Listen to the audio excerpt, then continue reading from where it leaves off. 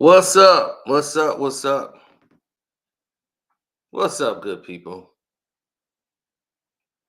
Once again, we back into the pathetic sector of this Katt Williams crap that you think is over, and then somebody go grab a thing of gasoline and throw it right on to keep it going. Now, Steve Harvey. Stay down, Steve. Stay down. See, Steve want to do stuff behind the scenes and not dirty his hands. We black out here. We can't be putting each other down. We black out here. We support everything that we supposed to do. Be happy for any black man doing anything. We black out here. So he go from that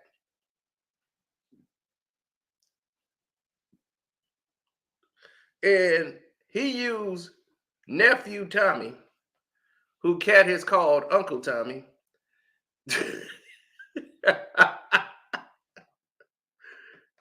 Right?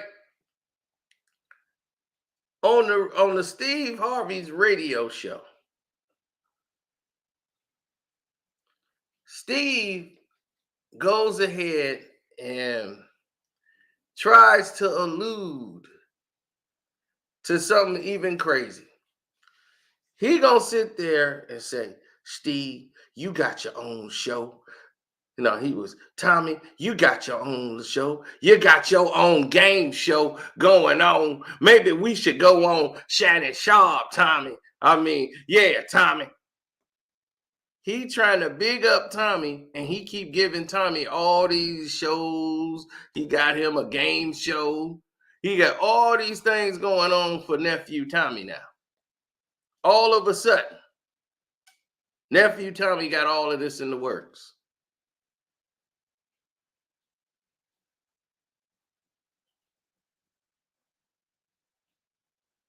Now, you want to use your minion and your sidekick who talking to a comedian that worked at Clappers. Well, not worked at, but stood up on Clappers. And I'm not going to ruin the comedian's name, but he was like, Katt Williams. Steve is in there during the break of this show. Is telling people Katt Williams is doing stand-up because that's all he can do. He gonna be 75 out there holding a mic, trying to run around, doing stand-up. You gotta evolve. He had a lot to say. He had a lot to say when they was on break.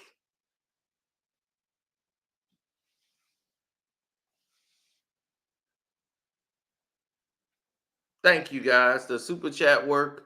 And the Cash App is Karceno if you want to donate to the page. I appreciate it. Thank you, guys. I really do.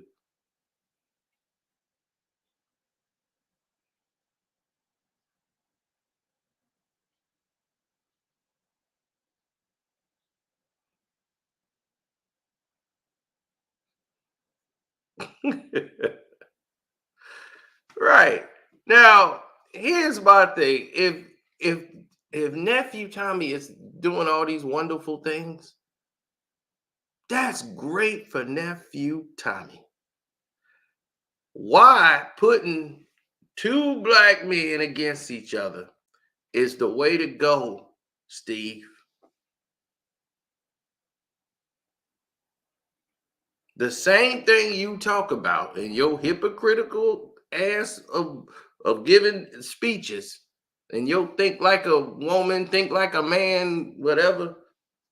You need to act like a goddamn man.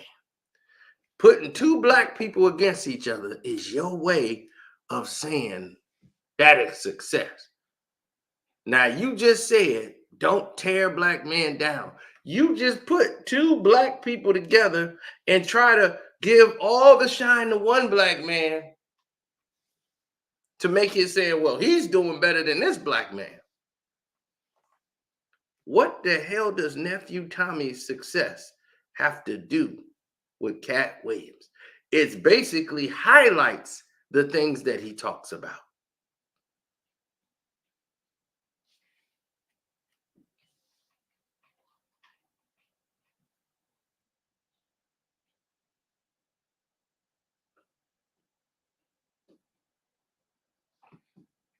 That's his stage name. That ain't his damn nephew in real life.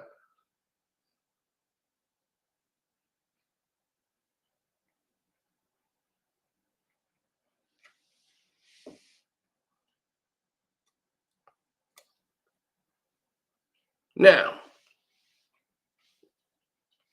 he had a lot to say before they go on air and on the breaks, but didn't want to go on air and say this stuff to Katt. But you got a lot to say in the breaks.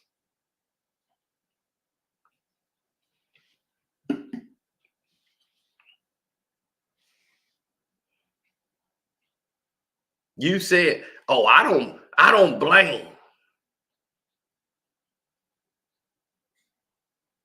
He said, "I don't blame."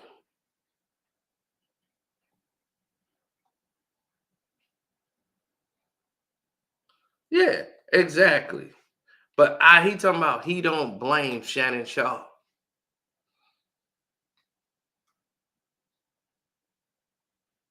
He's like, "I don't blame Shannon Sharpe." No, he didn't know that wild man was gonna do that. But he's trying to say is that Katt Williams can't do anything else. He can't do movies no more. He can't do these things. So all he could do is stand up. So all he doing is standing up. Everywhere he go, he doing a stand up. He's like, this man talk about me on every stand up he ever do.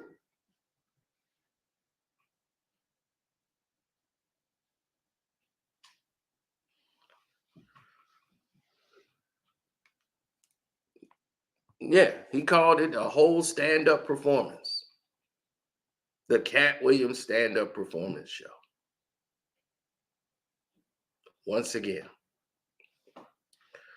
Then he goes on the air and says nothing about Katt Williams, except for highlighting nephew Tommy. Now, I would play you the audio, but they will flag it. So I won't play the audio, but you can go back and listen to Steve Harvey's radio show if you like, where he praises nephew Tommy for all the things. He got a game show, he got all these things going on, and I'm trying not to do all these things, but we already know how Steve operates. See, Steve operates in what you would call dismembership.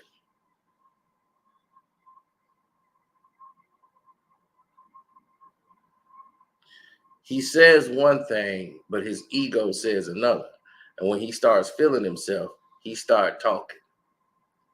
Now, remember, we showed you how he was barking down on Katt Williams before.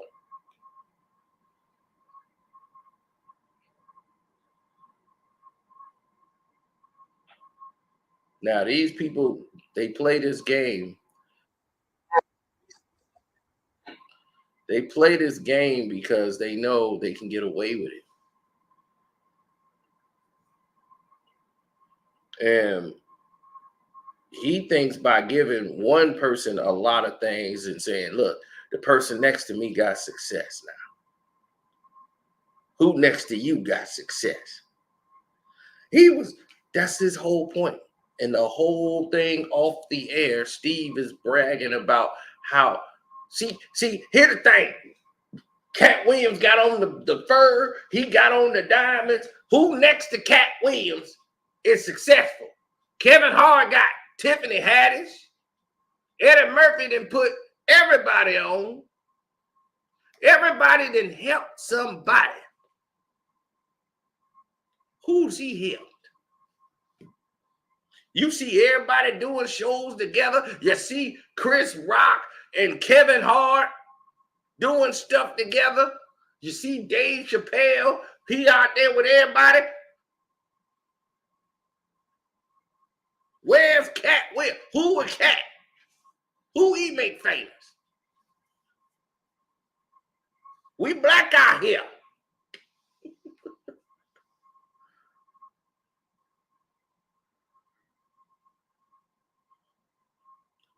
Now, once again, what would any of that have to do with Katt Williams? What you decide to pay your sidekick and treat your sidekick, why didn't you give him that? He's been with you for about 20 years. I'm quite sure he wanted a game show too. Why you want to give him a game show now? Why you want to give him all these things now?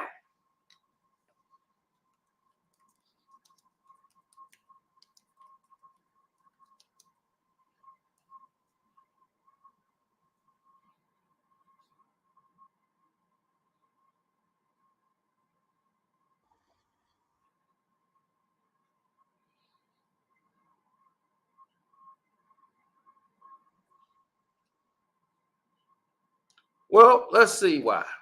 See, this is what happened. This is when your ego get out of control. Katt Williams, Steve Harvey, gotta ask you this question. Saw the interview on yesterday. Saw Katt's interview on yesterday. Interviewed him about 2 weeks ago. Saw your interview this morning as well on Fox 2. You guys, championship of comedy, folks talking about they working out. Two brothers gonna go at it like that tonight? Well, you know, to be honest with you, Frankie, I didn't know nothing about this concept. When the promoter told me about it in October, I shot it down because that ain't how I've ever promoted a show. You know, I've always been on tour with some real monsters, man. I toured with the Kings. You know, I've been on stage with Sid, DL, and Bernie Mac at the same time. It's always been a camaraderie. Right. You know what I mean? We're going out here to give the people the best show we can give them. And that's the way we've always promoted comedy shows. Now, you know, to turn this into some type of little beef, that ain't got nothing to do with me. That ain't how I do. Now, you know, I done heard all of the YouTubes and I done heard all the interviews and all like that. But that ain't got nothing to do with me. You know, you want to sell a ticket like that, knock yourself out. You've sold out concerts. You both have had huge gate receipts. You sold out concerts in this town for years. Hello. And it ain't finna be no different tonight. And I ain't never sold them out saying I was better than this one or that one. I just come in here on my own strength. And so tonight at the Joe, I'm going to do what I've been doing for 20 years. I've been coming to town. Look, man, I came to Detroit when it was Aunt B's Comedy Kitchen. I did the opening night of All Jokes Aside. I done sold that Fox out. I can't tell you how many times. Yeah. So this here little beef thing that everybody want to start because you want to make a name for yourself. That's cool. Do you. You ain't going to do it right here, though. Now, see, this is what I'm talking about. Steve said he never said nothing about Katt. You want to make a name for yourself. He's always had this, but this is the day he was feeling real cocky to do it on radio. Normally, he do it behind the scenes. See, these people throw stones and hide your hands. They say you don't matter, but they can't stop talking about you behind the scenes. They ain't going to talk about you on the air no more. They're going to do it behind the scenes. That's how they operate. So just to let y'all know, this was going on and bring it to the public. See, he was feeling real cocky this day.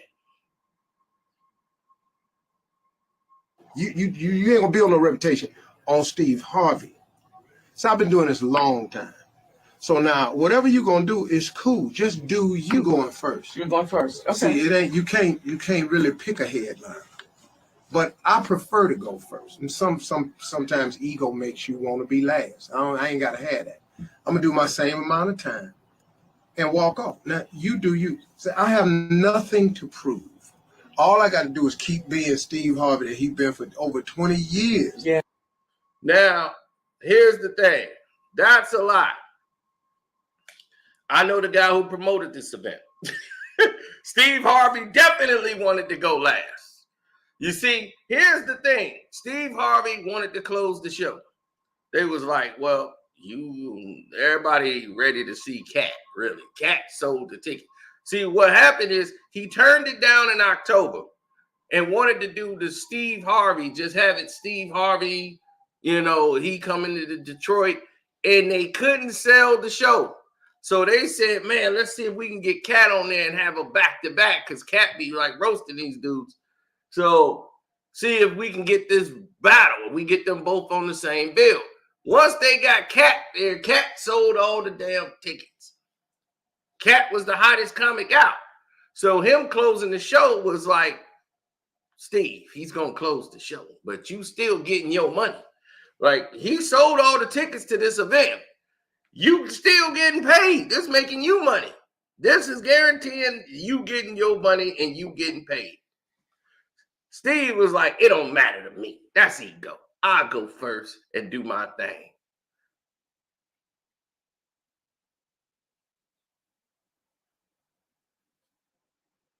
Or walking out there on stage and bringing that sunshine. Yeah. I'm going to bring it. And I'm going to do the same thing tonight. But, when you hear all the chatter, it kind of, you go. So it kind of hit you? Kind of like, I mean, it was a little unexpected? For what? Yeah. For what? But, like I always And we say, love you. Bro, look here. We love you. Little dogs bark the most. Okay, now. But now, please understand that a Rottweiler that got off the plane last night in Detroit. Rottweiler been walking around the casino. I've been in casino gambling. I've been talking trash. I've been at Motor City.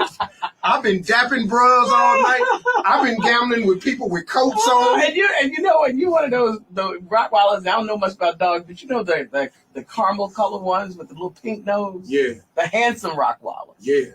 Yeah. The big one. But when he barked though, see. Here's what my father taught me. The reason I ain't been coming into town getting all of this back and forth. Yeah. This is what my father told me a long time ago. Dogs don't bark at parked cars. You understand? They only bark at a car that's moving. But now when you run your little ass over there and you and the car stop, you got to get right back up on your porch. Because that car now, the car might start up again. Don't get your little tail mad. But it's like this though, Frank. I always been. Now, he was feeling real cocky. He was feeling real cocky.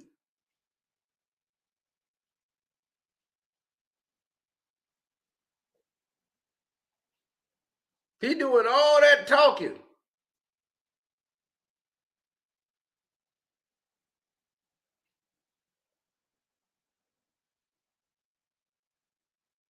Right? But he would say, I ain't never said nothing about Katt.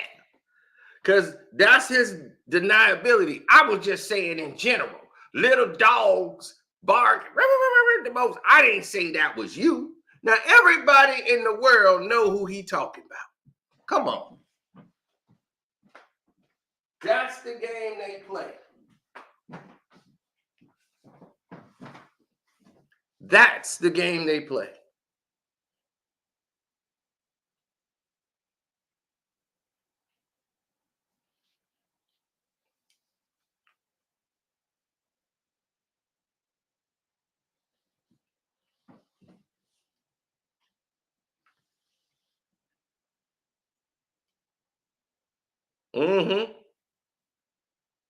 So as you can see for yourself, this is how he gets down for real.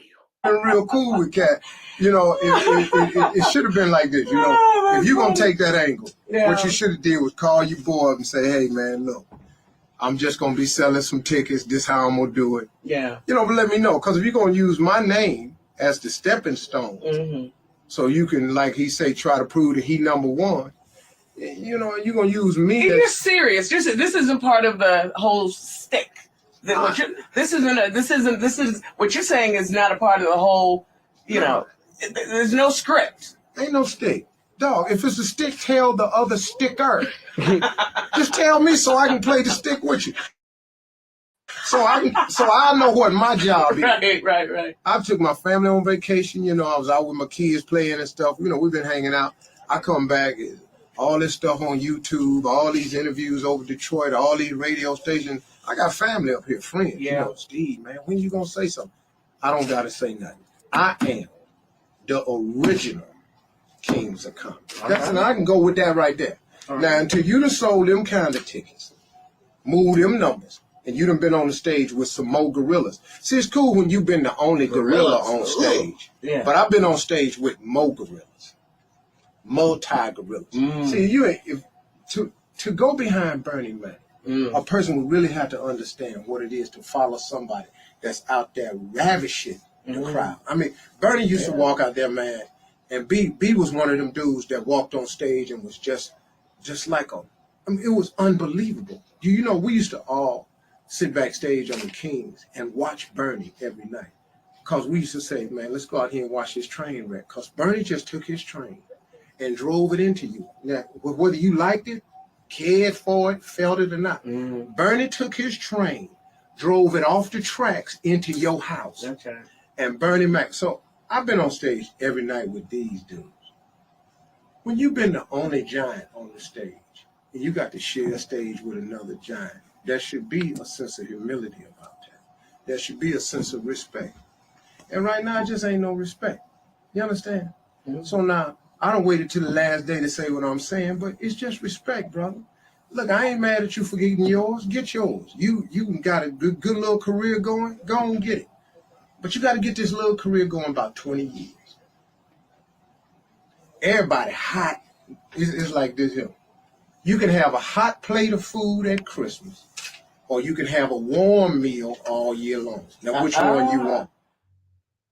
Now, as you can see,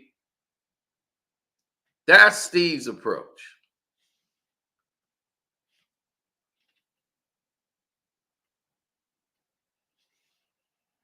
Steve loves to play like he was the victim. He's being attacked.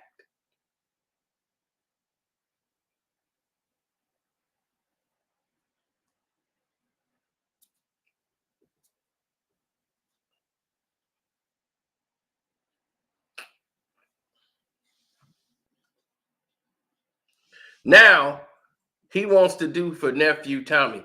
Why Ricky Smiley ain't do for nephew Tommy?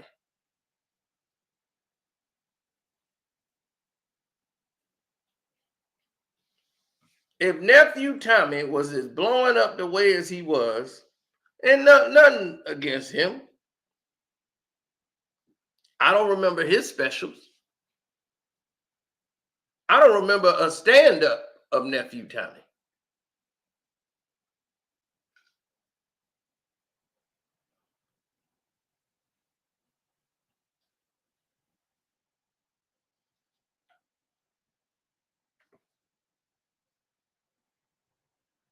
Thank you guys for the super chat.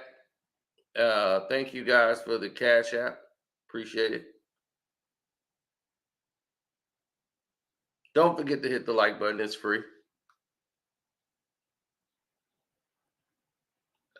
He got a prank call thing that he does, and he was famous for those, where he called people up and do pranks. I'm just like, dog, they still do that now? You doing the Jerky Boys? I'm like, I didn't even know they still do stuff like that.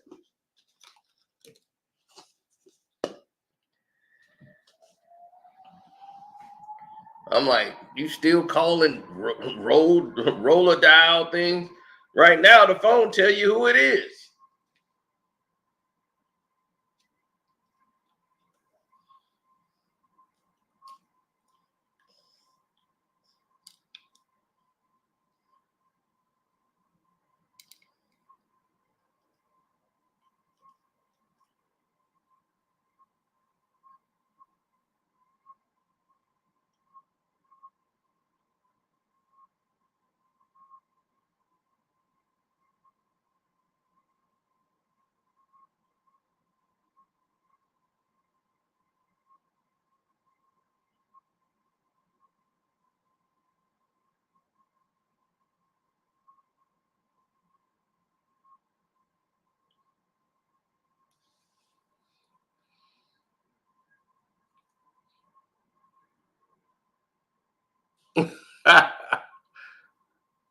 This dude said, I am the original king of comedy.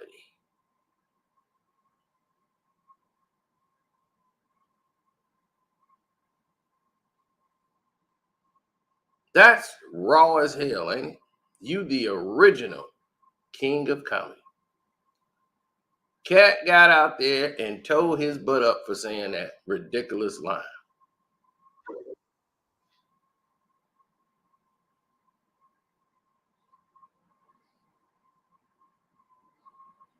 He took off the robe, took off his jacket, and began to tear Steve Harvey into shreds.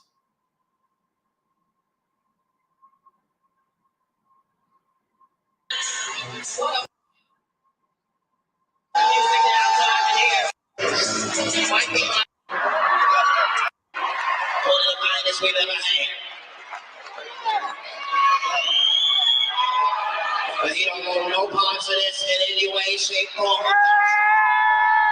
This is some other shit. I don't know why he came out here with all this money y'all spent on that motherfucking tickets and talked about a lady in the audience for 15 goddamn minutes. That nigga should have talked about me the way I've been to talk about his bitch man. Nigga to fucking win that court championship, my nigga. You did.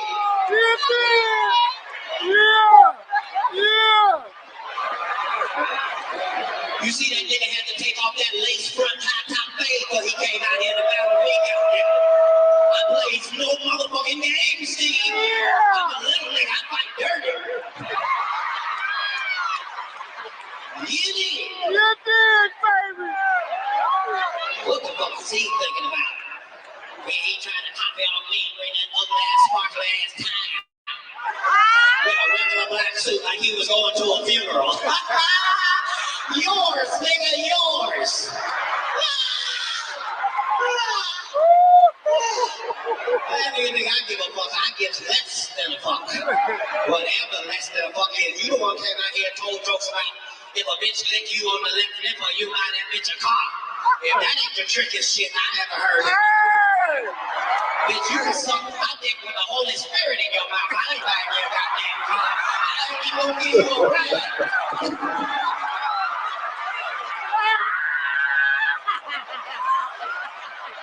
Steve was listening to this in the back. When this is going on, Steve was in the back. He had just finished his set. He was getting himself dried off, ready to leave. He was listening to what Katt was saying. And he started crying. The guy who promoted this thing was saying Steve Harvey was crying in the back. See, that ain't what comedy is about. We ain't supposed to be tearing nobody down. He getting his money, everything, and he jetted out in the middle of what Katt was saying. But Katt was roasting him as he was getting out the door.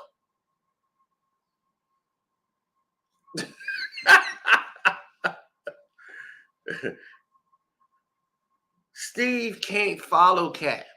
That wouldn't make no sense. If Katt would have went first, he would have eviscerated Steve and be like, all right, there the mic, Steve. And it looked like 8 Mile. Go, go, go, go, go. Everybody settle down. Whoa, go, go, go. So this was not going to go well for him. This was not going to go well for Steve. So running your mouth was only going to make it worse. That's all it was going to do. All it was going to do is make it worse. Everybody who opened their mouth, it got worse. Dave Chappelle is the most loved person on earth. Soon as he opened his mouth, it got worse for Dave. I was like, damn, they didn't turn on Dave. Dave Chappelle was the safest comedian in comedy. He could bomb, and they still love Dave.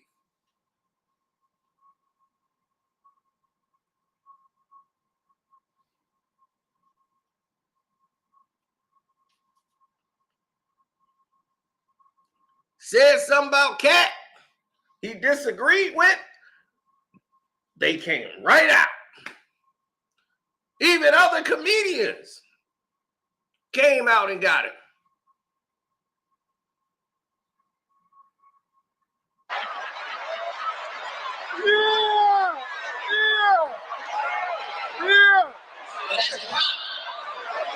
It's a generation gap. Damn generation Nigga gap. the shit because he was the shit in 1968. Nigga, I'm the shit this evening, my nigga, this evening. I know my niggas is up in here. I ain't got to ask. I ain't scared about being in the motherfucker round. I go round this bitch as long as this bitch go round. Where you at, Steve? Looked at me and said, I don't like him. I said, I don't like him either. Let's fast forward it to when this disrespectful nigga did something called the original Kings of Comedy. Oh. As if Richard Pryor didn't live and walk this very same. Look, you gonna be the original King of Comedy, nigga. Did it start with you, you disrespectful son of a bitch? Richard Pryor, not Bill Cosby, Steve Harvey is the original King of Comedy. You's a goddamn liar.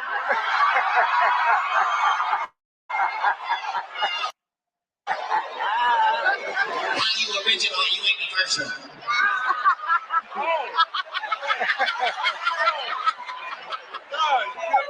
Then a nigga told me that he didn't know nothing about this. And if you listen to his show, you know that nigga's a liar straight up and down. He waited until I said this is gonna be my last show after 18 years. He waited for that and saw that as a moment of weakness and decided he was gonna make it a championship. Yep. See, Katt told the truth. He ain't know nothing about this. But that's right. Now, how you the original Kings of Comedy and you ain't the first?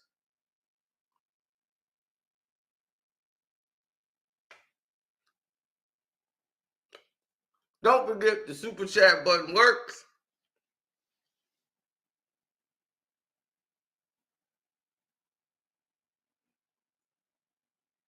We the kings of this thing. We the kings of comedy. How the hell are y'all the kings of comedy? Who elected y'all?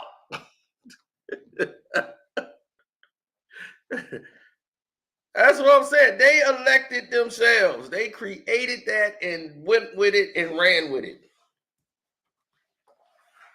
Crazy.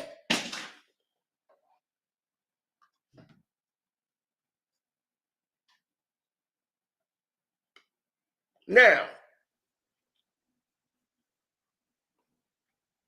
like I said,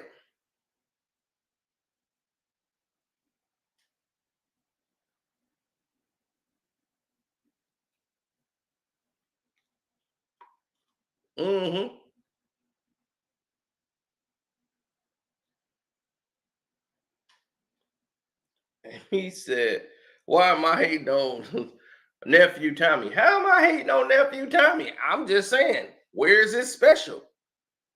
Have we ever seen a Nephew Tommy special?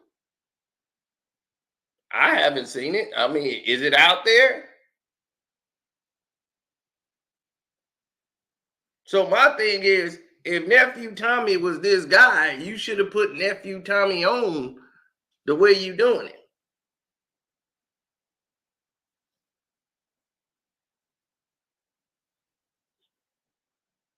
Oh, Steve is going behind the scenes telling lies, as he always do. He going behind the scenes saying, oh, well, see, Katt can only sell out places like when he talk about Trump. That's why he talk about the title Great America. He can only do those shows down there in Florida because we black out here. So he gonna only do those shows out in Florida, somewhere where where they got a watermelon circuit, and they out there with the selling the pig feet out in the yard. He gotta do those type of venues cause he can't get like the Civic Center. Now he probably could have did that 10 years ago when he was hot, but now he didn't cool down. See, this is why I tell her, you got to evolve in this game. Now, see, nephew Tommy, now you got a game show now. Yeah, now you got your own game show. You got one of the hottest radio shows. You got everything going for you. You got you a book coming out. Now nephew Tommy got a book. Now nephew Tommy got a game show. You see how he evolved? You got to evolve in this thing. Katt, all he gonna be doing is stand up. He gonna be 75, running around the stage.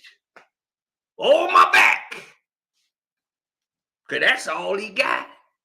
That's all he got. So, according to Steve,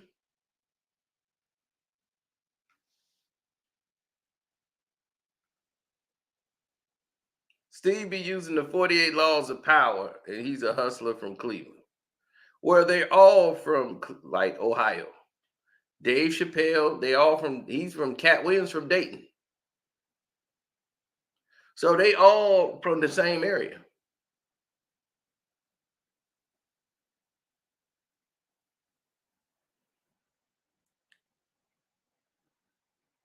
Steve don't even do this no more. Like he said, Steve don't do stand-up no more. The only time Steve do stand-up is when he's talking to that audience in the Family Feud. He be sitting up there talking to them, bunch of 60, 70-year-olds. Yeah, I heard somebody named Pusha T mention me in a song. Who the hell is a Pusha T? And those 70-year-old people sitting there like, yeah, I don't know him either. You know, like,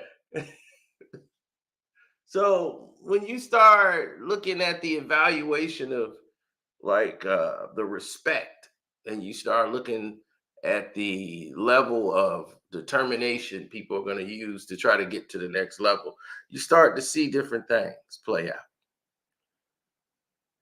Now, Katt just told you, and we just heard Steve talk about he ain't know nothing about this thing.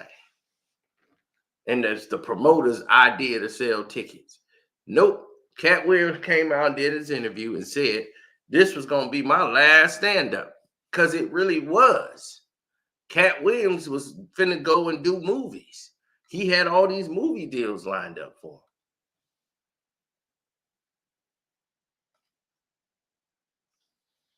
So that's what was in store for him. This is why he said this is gonna be my last stand-up, because he was going straight to Hollywood. It was nothing but big movies lined up for him. But that got messed up for him when, you know, whatever happened.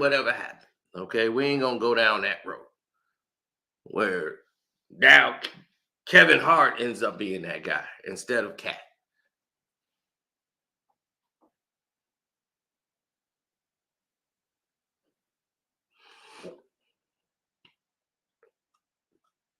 Oh, Big Boy in LA been doing it. Well, I don't know who been doing it.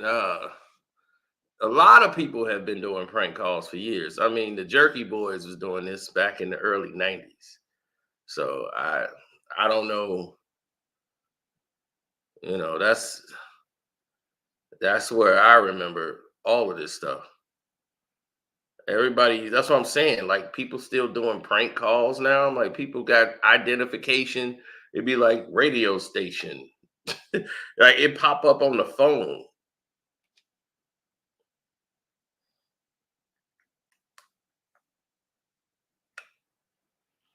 No, Steve got cocky because he thought Katt's retiring. Katt was having plans to retire and not do this anymore.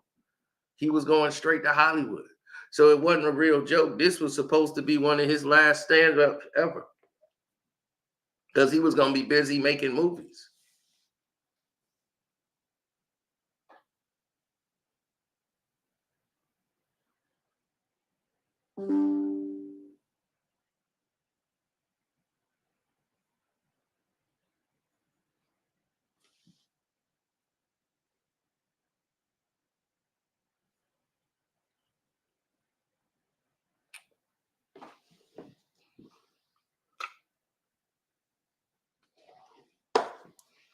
Exactly.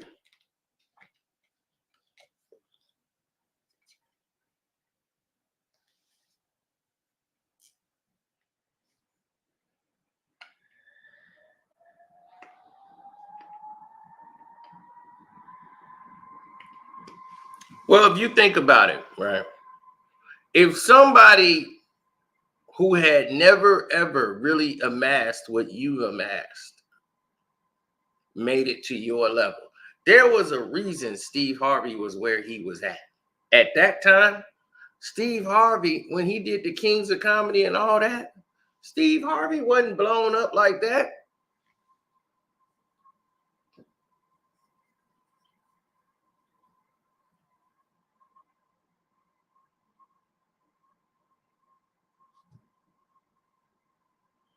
Steve had lost all his damn money. Steve was living in the Trump Towers in New York City. See, this is why Steve took it. Y'all finna know everything right now. Steve Harvey had lost the majority of his money in these divorces and paying for these kids. Because he ain't paid a dime. Steve was out there running around in hotels. There was chicks talking about, I'm knocked up by Steve Harvey, talking about all this stuff. He was bringing women in the Trump Hotel after doing some shows in New York and going back to his hotel room. He was back on the circuit. He didn't want to be doing stand-up no more. He the guy still out there on the grind. Now, you done did the Kings of Comedy already. So you supposed to be set.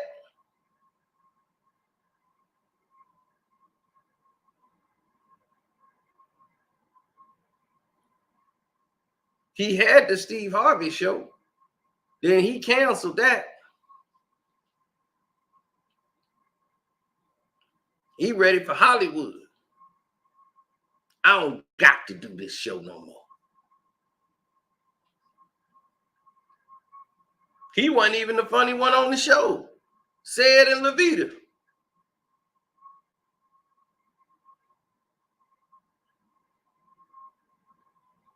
Said and them were the best thing in there. He was living in the Trump Towers, I believe, on the 11th floor. Living there in New York City.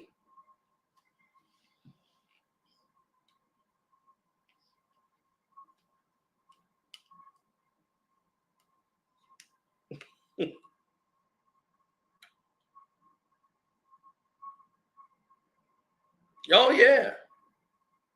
It only gets worse.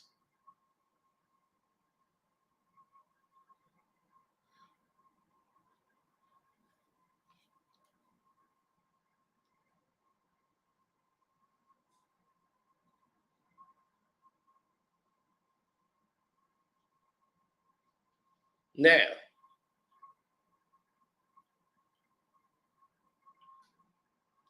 here's where it got even more crazy. Because it's all by a custom of design that we sit there and say, oh, the success of nephew Tommy is supposed to make Katt feel a certain way. Why? Katt shouldn't feel like nothing. That man's success right there has nothing to do with Katt Williams. Congratulations to him and his success. What's up, Mr. Bailey? You finally made a live stream and it wasn't over.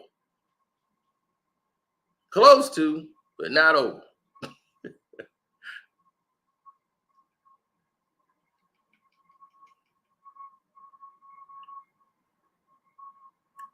So Steve can get this man every opportunity in the world, but why didn't you do it before?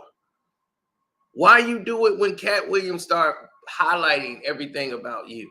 You see, that's because you was down and out back then. Katt was on his way up.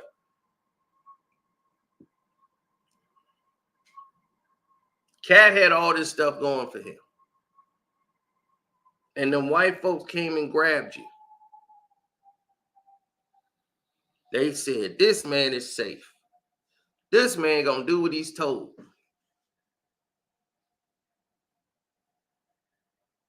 They got you Family Feud. They got you your own show. Dr. Phil and Ellen DeGenerate put their arm around you and said, we love Steve Harvey. They got you little big shots. They put you right where you needed to be. You ain't got to do stand-up no more.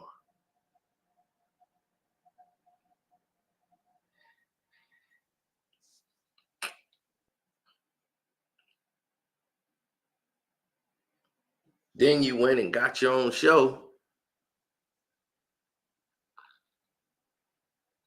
And then that's when you went all gray beard, saying, I'm going to stop dyeing my beard. I'm going to go all gray. And wanted to be the old wise man on the couch doing the show. Then they told you don't put Monique on the show, and you went against and bit the hand that put you on there. It's like, no, I can control her. I can bring her back in. She my sister. Trust me. She looking for that. So they thought she was going to come on the show and apologize. And you were going to get her to apologize on the show. That's what she was saying. Then she goes on there and makes you look like a fool. And you gave her a platform in front of the whole world. Then they caught heat for that. And it was going to cost you. And it cost you your show. And they replaced you with a white girl named Kelly Clarkson. And they told you to embrace it. And you did.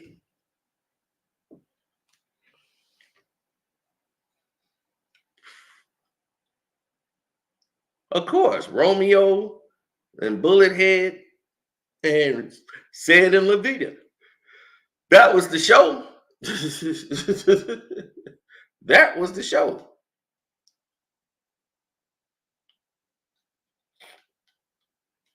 Well, she was standing up for herself, and she told Steve and said, Steve, none of y'all spoke up for me.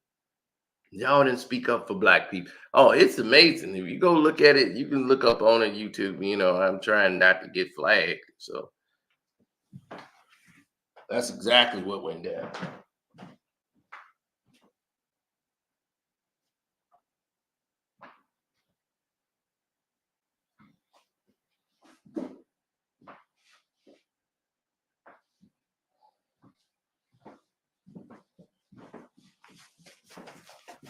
Well, you always have these situations.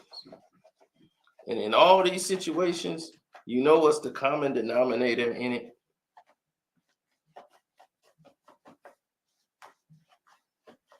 The common denominator is the hater. The person that's watching the other person constantly, waiting to pounce.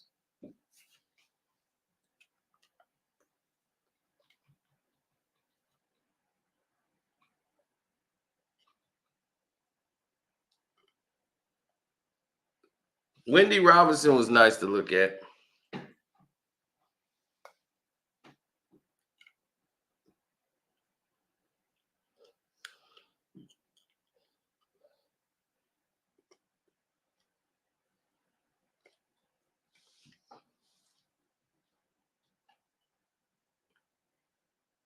Oh, well, Mark Curry used to be his homeboy.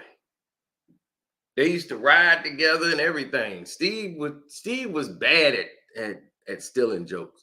He would steal jokes and make the joke unfunny. I've never seen that happen before. I'm like, if you listen, man, they did the whole breakdown of Steve Harvey stealing a joke. And he made the joke so unfunny. I said, oh my God.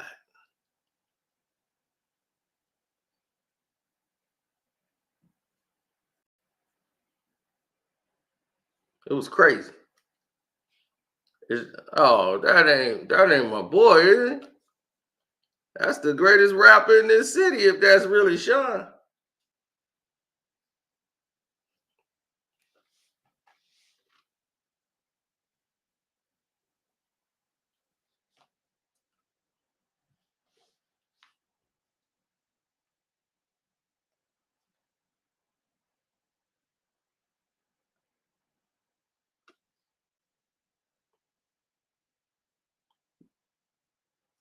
People thought it was a sob story. Right. He stole that. He's corny and he never made me laugh. Nah, he ain't. He like TK, we just saw all the real ones come in and do this.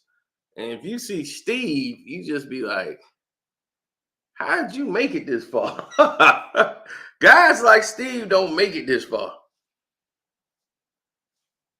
Because he was the weakest one out of all of the kings of comedy. Said was better than him. Everybody was better. That's why Steve had to be the host.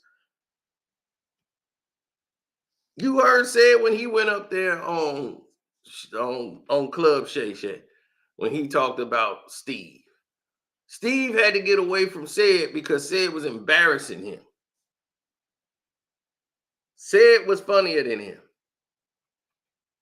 And everybody loved everybody else except for Steve. Steve was the headliner. He put the whole thing together. Him and the promoter that wanted to do this, they put it together. Steve was the headliner. He the one went and got the guys because he knew they was funny. It was like, Steve, you got us because you knew we were funny. That's why you grabbed us.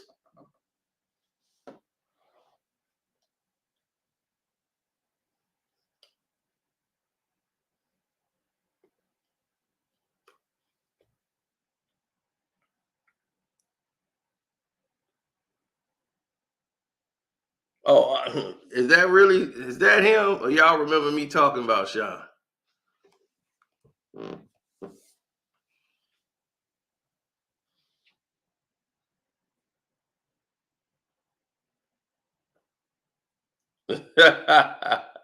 Oh, that's really him.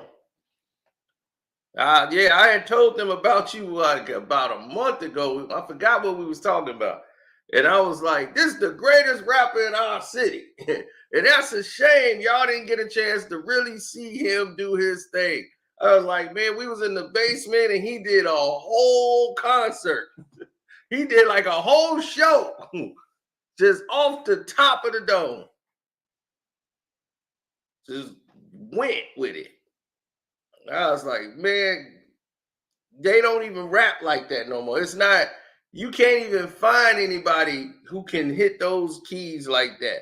Because he didn't seen it all and could rap it and put it all in a song and you can hear it vividly.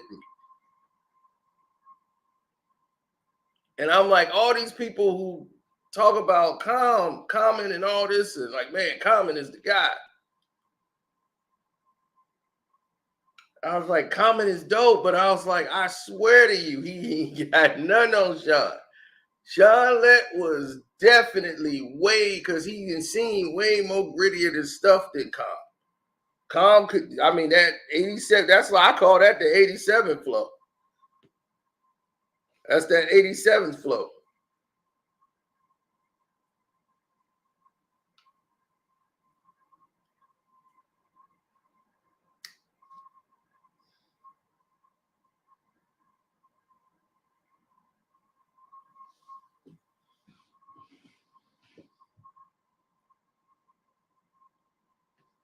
Yeah, I told you, you should have your YouTube page up and going, man.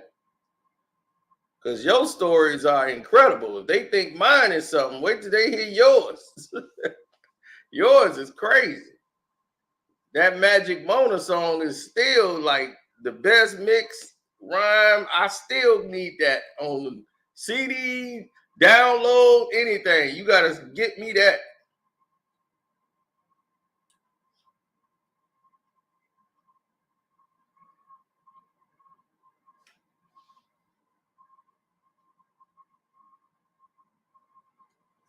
Where can we hear his music? I know, man. He gonna have to get a SoundCloud, something, get them songs out to the world. He got that heat. He said that East Side, 88th Street.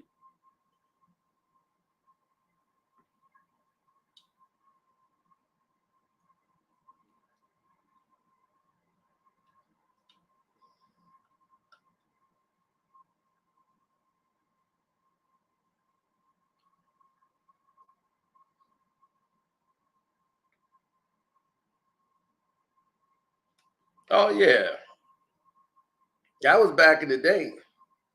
He was like 87, stand up. Yeah, see, I was on 98. They was on 87, so that's how I mostly met all of them, was basically near Kenwood. And I used to get my hair cut on 87.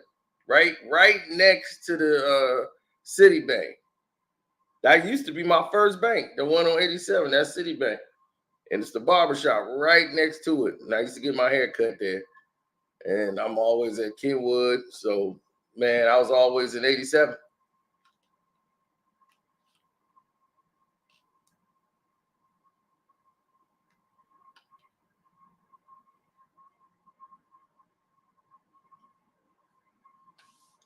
The Super Bowl, the Ravens. I'm going with Lamar. You know I want him to win after they just shafted him when he got drafted.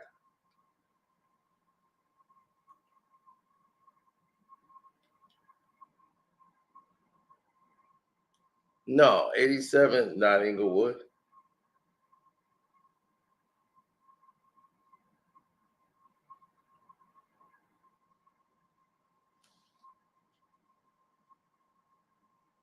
Mm-mm.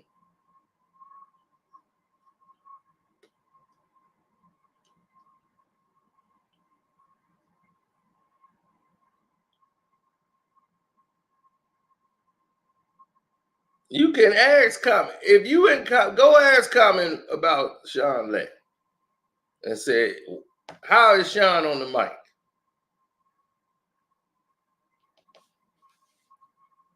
Yeah, I already know you with the Ravens.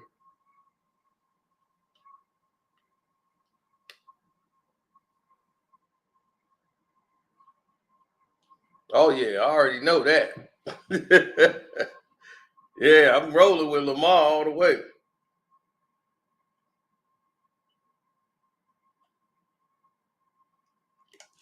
Now I don't really hear from Los that much. Like he texts me when the Cowboys, like right after the Cowboys lost. I gotta check in on him, man. Him and Telly hit me up one day. They was finna do some things. So yeah, next time I'm out that way, I'm gonna check in on him, man. We be at Coach spot. Coach got his spot. So we be out there at his joint watching the game.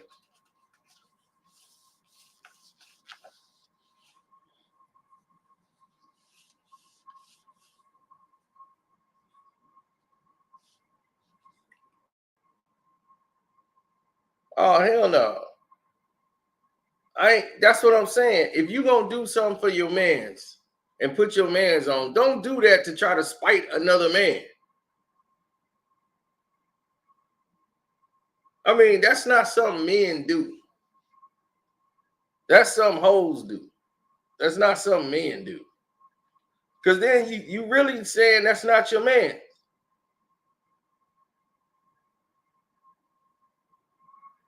Oh, you know that. Right. That's saying that's not your man's. If I'm only gonna do something for you, so you can stand out.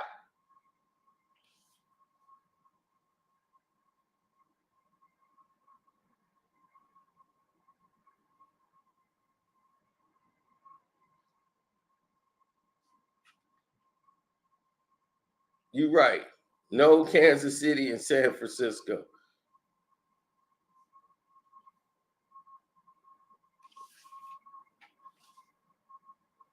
I'd love to see Detroit versus the Ravens. That would make it better for me.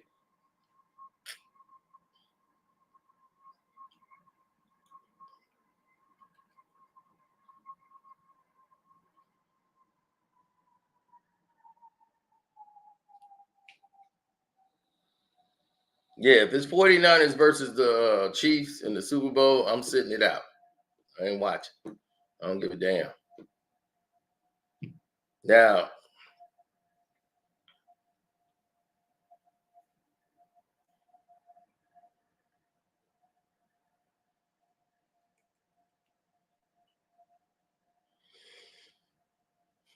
The Sarah Clara 49ers.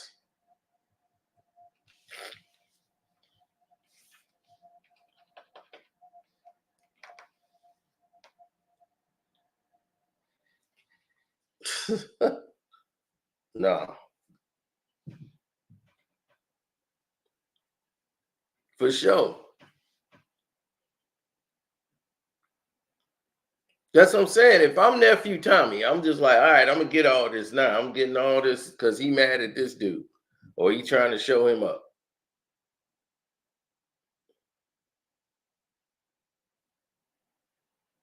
Right, but that's what they do. When you go ahead and you say, "Oh, I'm gonna take care of my man because I want to spite him," that ain't really your man's. That ain't really somebody you give a damn about. Now I'm quite sure he gonna take it. Nephew Tommy gonna take it. He ain't gonna say, "Oh, I don't want it." He gonna take all of it. He gonna be all right. Well, cool. I know what it is now. I'm taking this. Cause why would he do anything other than? But now, if I'm nephew Tommy, I know why I stand with you.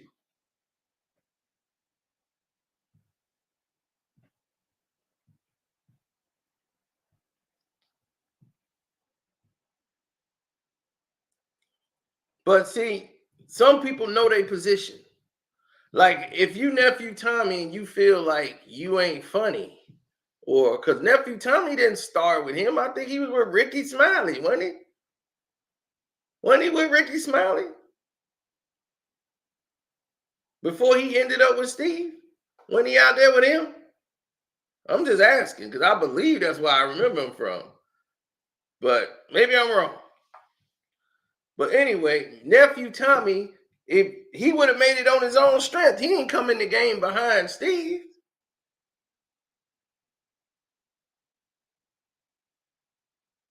Now the plastic cup boys or the paper cup boys, all five of them, they like Voltron. You know, they the Lions before they form into Voltron.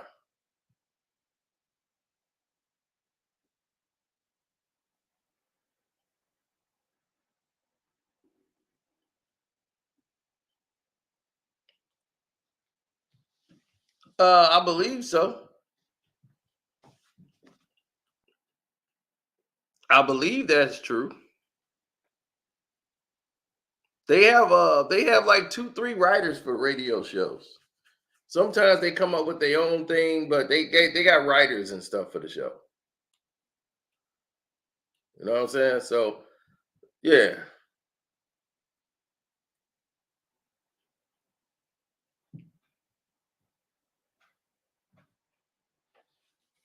They got writers on that show.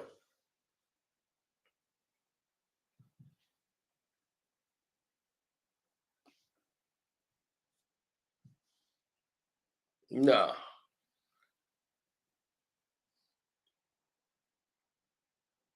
That's what no. Yeah. They were the Lions. You know them Lions was weak as hell until they form into Voltron. So they weak as hell. And the only time they form into Voltron is when they put all their jokes into Kevin Hart and let Kevin Hart go on stage and perform them after they didn't work the jokes around enough to where Kevin can get them and go back on stage and be Voltron. Other than that, by themselves, them dudes are not funny. That whole NBA thing they did was so damn lame. And I can see why they holding paper cups. And they're going to be 50-year-olds holding paper cups. Yeah, they supposed to come out to warm up the crowd. There's only one of them that could really like tell about 3, 4 jokes. The rest of them is just awful. I said, oh my God. These people, I see why they behind Kevin Hart. They got nothing.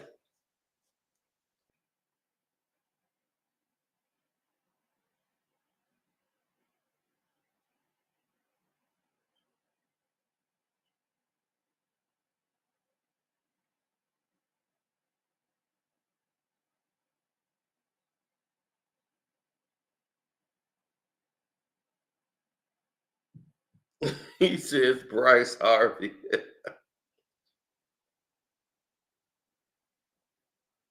Steve is for the industry.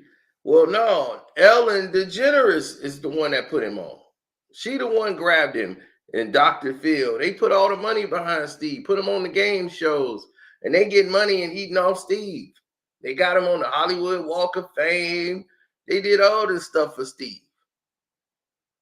So Steve's still getting taken care of, but he had to lose his show.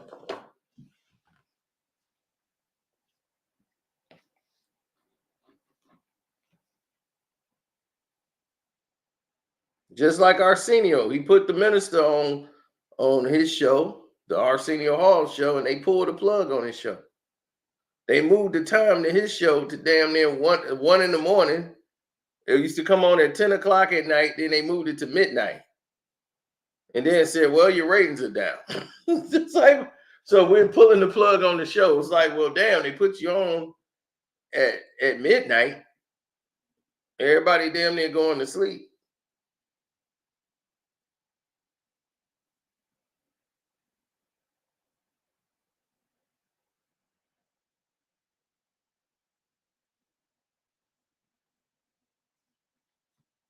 Yeah, that's how they told him, do not put that man on your show. He was like, I'm gonna do it. We don't want him spitting that anti-Jewish stuff on the show. He's not gonna do that. But I want to have a conversation with the man on the show. And they told him not to. He did it. And that's what happened when you don't own. We always circle back to this point, don't we? Why we don't own.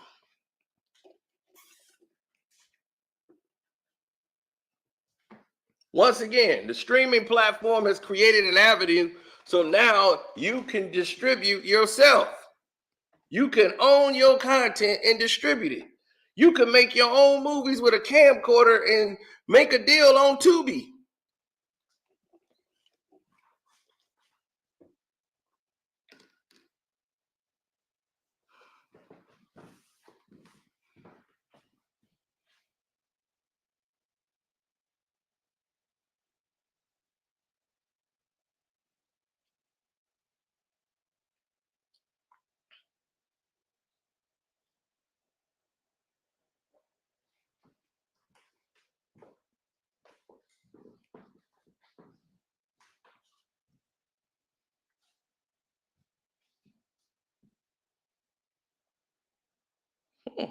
Okay. Yeah, at this point in the game, you got to be at the point where you are the one that's dictating. All these people out here ain't no distribution. That's why they could do Jonathan Majors like that. You see, ain't nobody black stood up for him at all, knowing what's going on. Nobody black in Hollywood saying, man, there's some bull. Hey, man, they ain't gonna blackball you. Come on over here and make some movies with us. No, you don't hear that. All they tell you, but hey, you got Tyler Perry. He got his own production studio. Now 50 Cent finna have his own. He just bought out a production studio. He's still building that up. Why all these actors who've made all this money together in Hollywood got hundreds of millions of dollars? Y'all would be shocked if I told y'all Morgan Freeman is one of the richest actors in Hollywood. His net worth is probably $600 million. Next to Ted Turner, he owns the most real estate in the United States of America. Of anybody black, he is the top. Don't nobody really know that though.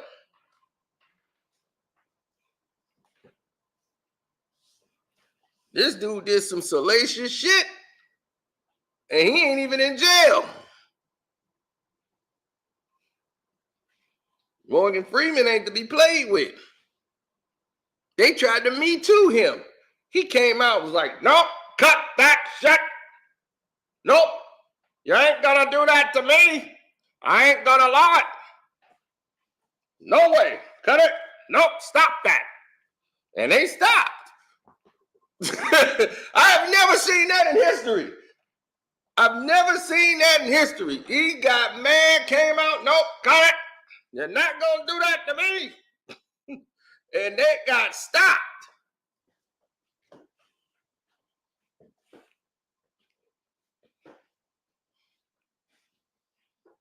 Dead serious.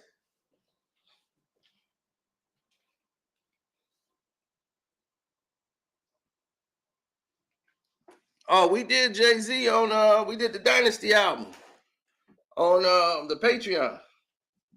The Karceno for Life Patreon.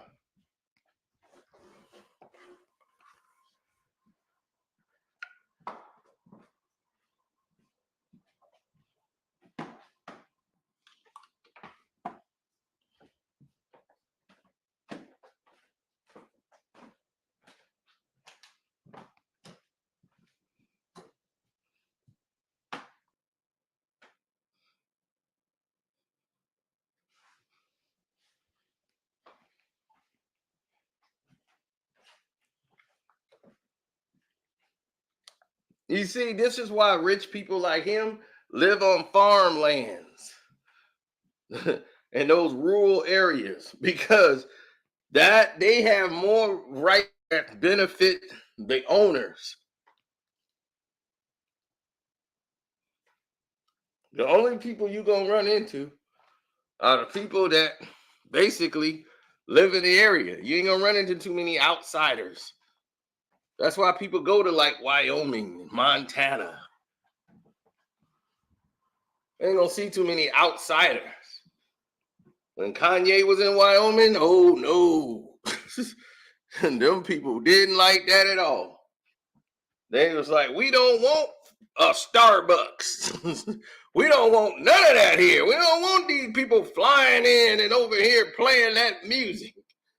They ain't like that at all.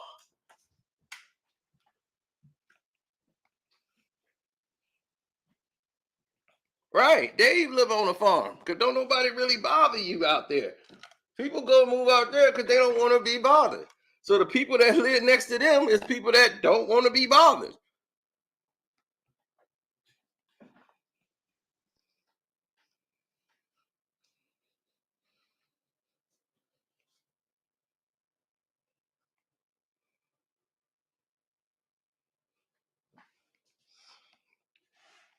Ted Turner used to own Atlanta. Ted Turner is the #1 real estate collector in this world. Well, in the United States, he owned the most real estate.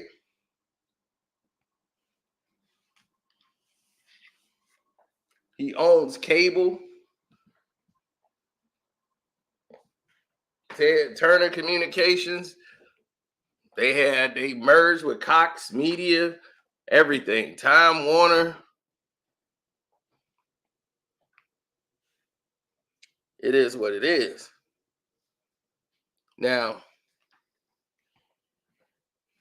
when we get back to the business of it, Steve Harvey could talk like a boss. He could move his head like a boss and do all these things. But a boss is what you own. At the end of the day, Katt Williams is getting paid 8 and 9 figures. His valuation has moved up to 8, 9 figures. Meanwhile, you still begging.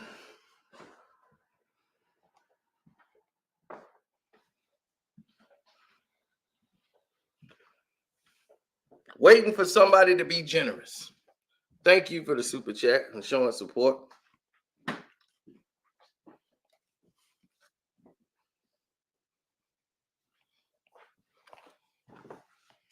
Absolutely.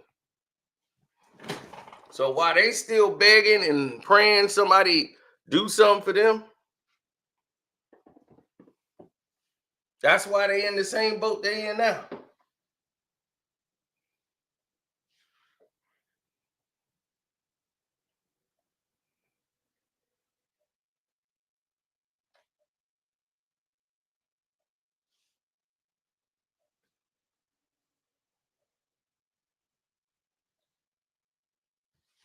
He don't want affordable housing over there. None of them do. Steph Curry, the same one. They tried to put commercial housing over about where he lives. His house is like right over the fence.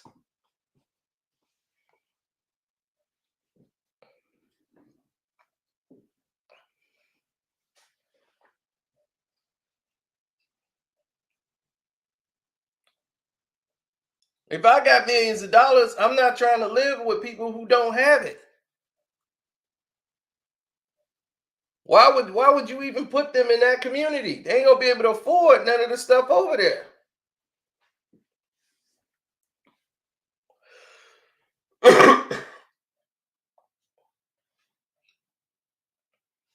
I live in the area I live in because I can afford it.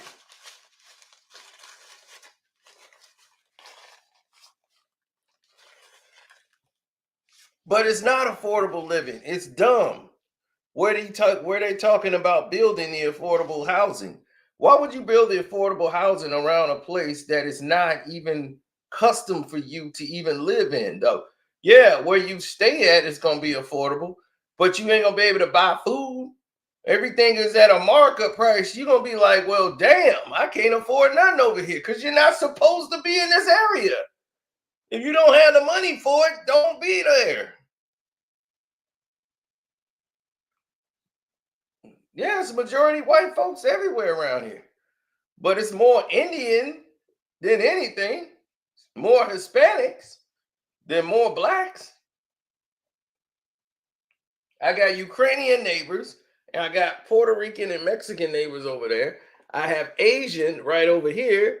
Then we got some more Ukrainians over there on the corner, and then we just got, I don't know, they just white folks over there.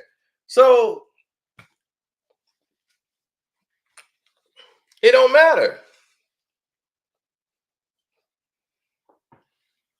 Everywhere you turn, the cost of living is based on where you live.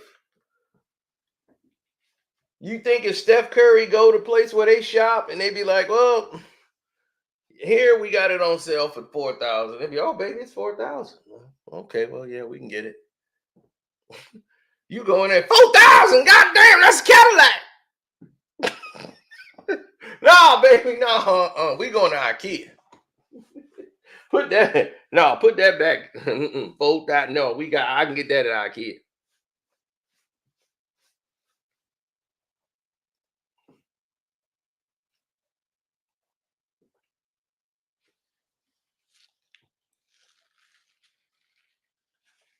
Okay, here's the thing. Decent place to live, that's a whole different thing. You're missing what the point is. Giving someone a decent place to live is not solving a problem. Do they have a decent job to provide where they live? That's the problem. If you don't, look, the means justifies the system. What they say, the ends justify the means, right? So if you don't have that in place, affordable housing don't mean ghetto. Affordable housing means poverty. 9 times out of 10, it does. Sorry. Go to any affordable housing living areas and you tell me what you see. It's poverty. The majority of it is poverty stricken, and majority of them don't flourish. And that system don't work.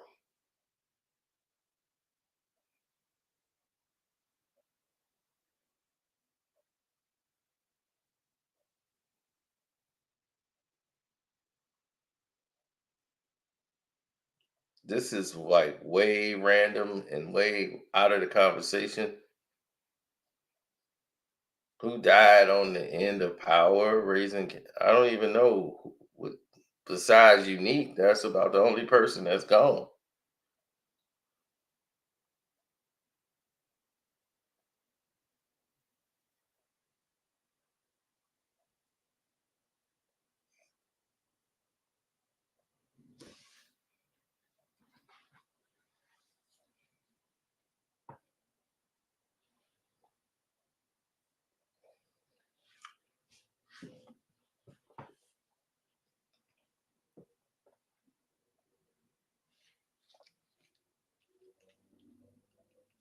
Affordable housing don't work without affordable jobs.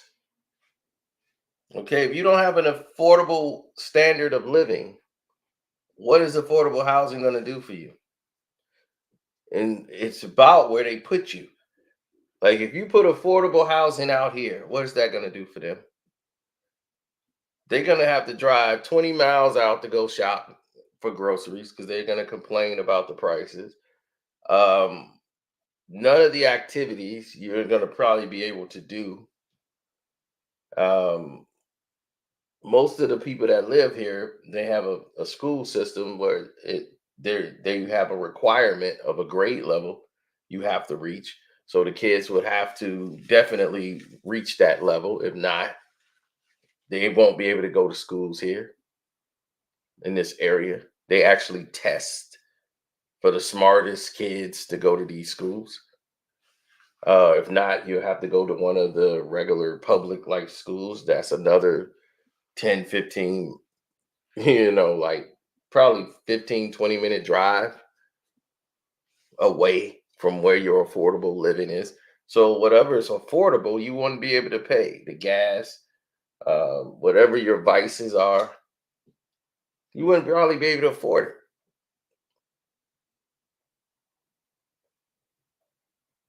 If I told people what rent and stuff is like out in this area, you would drop dead.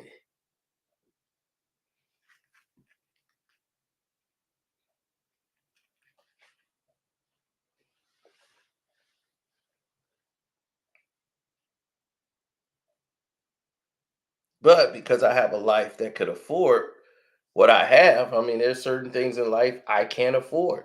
So I don't live in those areas to do that. But I live around like NFL players, um, hockey players, some baseball. Most of them stay like kind of down near downtown and like north side.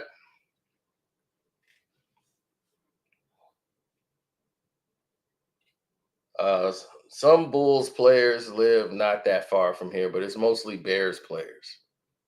I see a lot of them in some of the hockey players. Jordan stays around the corner. Jordan house is 20. No, it's not even 20 minutes. It's about 10 minutes away. The old 23 still on the gate. I've shown you that house plenty of times. We've driven over there.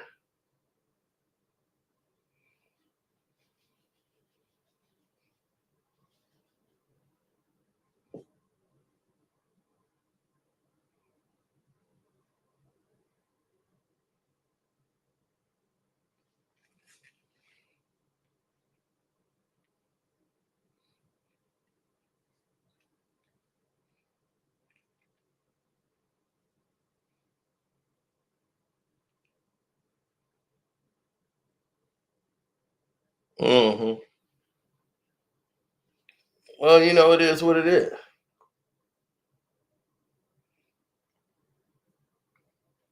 I need some art on my wall.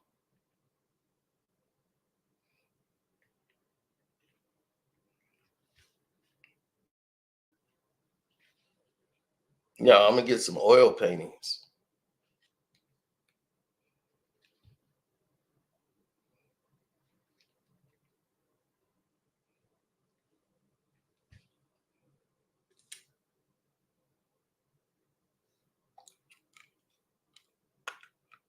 And on that note, shouts out to KB, Kwame Brown, Bus Life. It's your boy Karceno, Sam. What's up? Shouts out to Sean Lett. Dirt Dog was up in here today. That's what's up. Oh yeah. Jag Sports with Jose Rodriguez. Welcome to HDII TV and Ticket TV, Mondo Black TV, and I'm out.